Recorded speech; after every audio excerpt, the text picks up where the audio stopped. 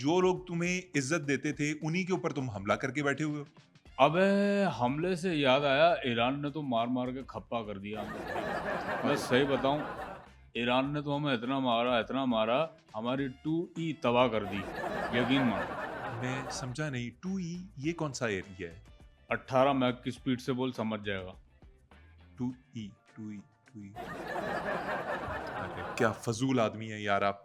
मतलब आपकी 2E तबाह हुई है तो आप भी तो अमेरिका के 2A में जाके घुस गए हैं ना। वहाँ हम सेफ फील करते हैं। यू नो व्हाट, अमेरिका हमारा स्लेव है। स्लेव है अमेरिका, आपका गुलाम है। हाँ, अमेरिका मेरा गुलाम है, लेकिन ये बात अमेरिका को नहीं पता। मुझे ये बताएं, अमेरिका के सदर को आप किस तरह से कह सकते हैं कि वो ईरान के ऊपर हमला करे और वो बात क्यों मानेंगे आपकी?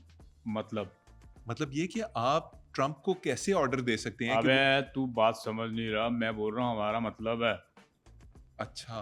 अबे मैं तो उसका हाथ पकड़ के लेके आ रहा हूँ, क्योंकि हमारा इलाका छोटा सा है। अब पंगा तो मैंने ले लिया हम्म। ईरान से, हम्म। और ईरान वाले मुझ पे गुस्सा है। वो मुझे कह रहे हैं कि तुम्हारा इलाका बड़ा कर देंगे। तो भाई, वो इतना बड़ा बोल के अमेरिका, तो उसको तो घसीट के मुझे लाना पड़ेगा ना। मैं कोशिशें कर रहा हूँ, मैं इल्ज़ामात लगा रहा हूँ कि ईरान खतरनाक है, ईरान एटमी हथियार है, ईरान ये कर देगा, ईरान तबाह कर देगा। आपने तो ये तक इल्जाम लगा दिया कि वो सदर ट्रंप को मारना चाहते थे ईरानी, आपने तो ये तक झूठ बोल दिया। देख भाई, सही बात बताऊं, ये सारी चीज़ें करनी पड़ेंगी।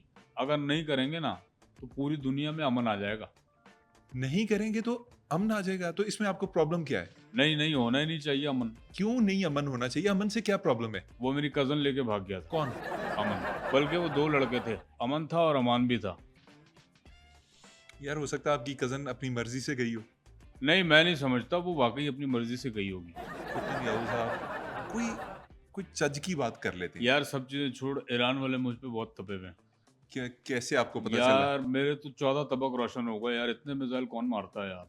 हाँ, ये बात तो है, ईरान ने आपके 14 तबक वाकई रोशन किए हैं, और ऐसे रोशन किए हैं कि आसमान के ऊपर फुलझड़ियां छोड़ दी हैं। और भाई ईरानी तो मुझ पे ऐसे तपे हुए हैं, उन्होंने तो मेरा नया नाम रख दिया। अच्छा मुझे ये बताना, ये फ़ैज़ोन क्या होता है? फैरजुन का मतलब होता है बच्चा या बेटा। वो मुझे वो कहते हैं कि फ़ैज़ोन दे ख़ानज़ीर। वैसे आप हैं, ये मैं आपको बता दूं, फ़ैज़ोन, मतलब आपको लोग बता देंगे जो फ़ैज़ोन। हमारे। हाँ, फैरजौंदे खंजीर का मतलब हमारे देखने वाले आपको बता देंगे ये कमेंट्स में। आप कमेंट्स जरूर देखिएगा, ठीक है? देखेंगे। Thank you for elaboration. हाँ, आपको एलेबरेट ही किया जा सकता है, कोलैबोरेट तो आपके साथ किया नहीं जा सकता। बे तू क्या बंदा है, बात पे क्यों नहीं आ रहा तू एक? अच्छा मुझे ये बताएं कि आपने ईरान को टारगेट किया, अभी कहा जी कि वो न्यूक्लियर कैपेबिलिटी हासिल करना चाह रहा था, हमने इसलिए अटैक किया, हमें खतरा था।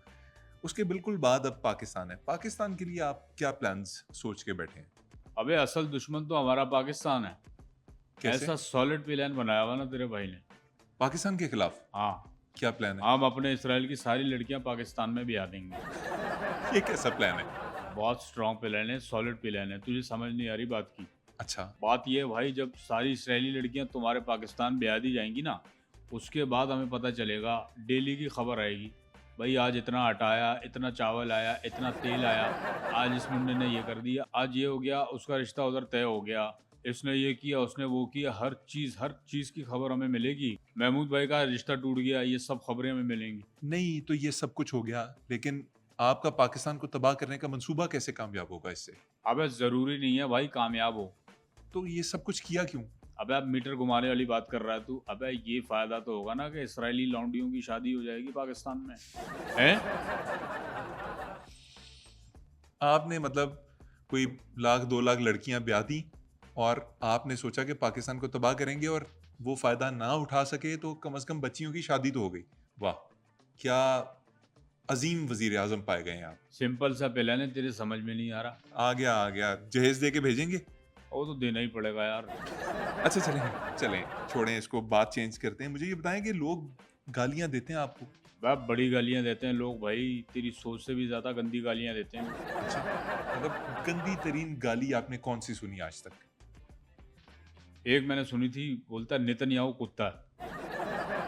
कुत्ता है नेतन्याहू, ये तो बड़ी नॉर्मल सी गाली है यार, हम तो मजाक में एक दूसरे को कह देते हैं बड़ा कुत्ता है तू। वो मुझे नहीं दी, कुत्ते को गाली दी थी। अच्छा, कुत्ते को नेतन्याहू कहा था उसने? हाँ। वाकई कुत्ते के लिए तो बहुत बड़ी गाली है, सीरियसली। मतलब उस बेचारे के साथ इससे ज्यादा इंसल्ट नहीं हो सकती। तुझे पता है कुत्ता याहू का इस दुनिया में पैदा होना ही एक बहुत बड़ी गाली है। बिल्कुल है, बिल्कुल है। बल्कि लोग तो कई आपको जोड़ते हैं उसके साथ, वो दज्जाल के साथ। लोग आपको कहते हैं दज्जाल हैं आप। अबे तेरे को मेरी इंपॉर्टेंस और मेरी ताकत का अंदाजा नहीं है। मैं इतना मशहूर हूँ ना, मेरे ऊपर तो नावल किताबें लिखी गई हैं। वो तुम्हारी एक उसने लिखी थी, उमेरा अहमद ने, उदास नस्लें जिसने लिखी है ना। और भाई वो उमैरा अहमद ने नहीं लिखी, वो अब्दुल्ला हुसैन ने लिखी है। हाँ वही उदास नस्लें जिसने लिखी है ना, हाँ, हाँ। मेरे ऊपर भी लिखी है उनने, अच्छा, कौन-सी किताब लिखी है उन्होंने? कुत्ते की नस्लें। फिर कुत्ते को गाली पड़ गई। अच्छा एक और बात बताऊं तुझे, हाँ, चल मैं अपने बचपन में ले जाता हूँ तुझे। मैं ना बड़ा शरारती किस्म का होता था। मैं एक दफ़ा खो गया, तो जिनको मैं मिला ना, हाँ। उन्होंने मेरे लिए इश्तिहार लगा दिया। इश्तिहार में उन्होंने लिखा कि ये किसका बच्चा है, हुँ। लेकिन गलती ये कर गए, उन्होंने ज़ेर नहीं लगाया, काफ के ऊपर पेश लगा दिया। ये वाक़या इस फ़ोरम के ऊपर सुनाने के काबिल था। भाई फोरम जहाँ का भी हो हम तो कर लेते हैं। अच्छा ये बताइए, आप वॉर क्राइम्स के लिए भी मशहूर हैं, बल्कि बहुत सी दुनिया की अदालतें हैं जिन्होंने आपको जंगी जुनूनी करार दिया हुआ है। आपको बाकायदा उन्होंने एक कल्प्रिट तस्वुर किया हुआ है कि आप जंगी जराइम में मुलव्वस रहे हैं। तो ये बताएं कि आप जब इंटरनेशनल प्लेटफॉर्म्स पे जाते हैं, जैसे यूनाइटेड नेशंस में या किसी और जगह पे जाते हैं, तो वो किस तरह से आपको ट्रीट करते हैं? लोग क्या करते हैं? Listen, one thing I am telling you, जी। मैं तुझे एक बात बता रहा हूँ, तुझे समझ नहीं आ रही। जब तक अमेरिका बाप का मेरे सर पे हाथ है ना, कोई कुछ नहीं बिगाड़ सकता। हाँ, पोजीशन चेंज हो गई तो पूरी दुनिया का हाथ जब मुझ पे आएगा ना, तब सिचुएशन अलग हो जाएगी। तो बात सारी ये है, और दूसरी बात ये, कट्टा रखा हुआ मैंने इधर। यार ये कट्टे के जोर के ऊपर ही आप सब कुछ करने की कोशिश करते हैं। अच्छा मजे की बात बताऊं, कट्टा मेरा है भी नहीं, ये तो मैंने अमेरिका से लिया हुआ। ये कट्टा किसी दिन आपके ऊपर चढ़ गया ना, आपकी चीखें निकल जाएंगी। अबे चलिए ईद से बाहर निकला, वो कट्टा नहीं, दूसरा वाला कट्टा बोल रहा हूँ मैं। अच्छा, बंदूक वाला। हाँ। यार ये बंदूक के जोर पे कितने जुल्म करेंगे? पूरा आपने फ़लस्तीन तबाह बर्बाद कर दिया, मासूम बच्चे नहीं छोड़े, औरतें नहीं छोड़ी। क्या क्या करेंगे आप? अब ईरान। देख भाई सीधी बात बताऊं, मैंने तुझे पहले बोला मैं भिन्नोट किस्म का बंदा हूँ। इस दुनिया में सिर्फ हमें रहने का हक है। यार ये दुनिया की ना बत्ती बना के ना जला दूं? जला तो आपने दी है। ओह यार टाइम हो गया भाई, किस चीज़ का? गालियां खाने का सोशल मीडिया पे। आप सोशल मीडिया पे गालियाँ खाते हैं? लोग देते हैं, मैंने कभी ख्वाहिश नहीं की। मेरे काम ही ऐसे हैं ना। या तू यकीन मान, अमरीकियों को तो मैंने ऐसा चे बना के रखा हुआ है ना। मेरे हाथ में ट्रम्पू है और वो सिर्फ मेरी बात सुन रहा है। मैं उसको वरगला ही ऐसा रहा हूँ, बाकी तो पब्लिक की बात सुन ही नहीं रहा वो। और अमरीकी पब्लिक तो मुझे गालियां दे रही है। वैसे ये बात तो तयशुदा है कि दुनिया में हर ज़ुबान में आपको गाली पड़ती होगी। हर शख्स, हर मुल्क आपको गाली ज़रूर निकालता होगा किसी ना किसी मौके पे, चाहे वो आपका सपोर्टर हो, ना हो।